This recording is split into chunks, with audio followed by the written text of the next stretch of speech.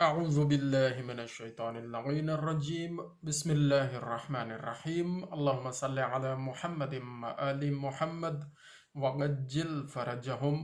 دوستو، آپ کے سامنے خطبہ نمبر 15 نہج البلاغہ سے مولا امام حضرت علی علیہ السلام امیر المومنین علیہ السلام کا خطبہ آپ کے سامنے پیش کرنے کی سعادت حاصل کرتے ہیں۔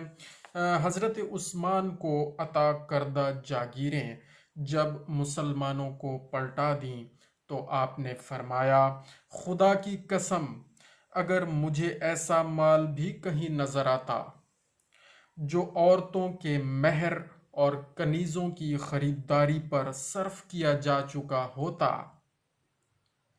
تو اسے بھی پلٹا لیتا تو اسے بھی واپس پلٹا لیتا، چونکہ عدل کے تقاضوں کو پورا کرنے میں وسعت ہے چونکہ عدل کے تقاضوں کو پورا کرنے میں وسعت ہے اور جسے عدل کی صورت میں تنگی محسوس ہو اسے ظلم کی صورت میں اور زیادہ تنگی محسوس ہوگی۔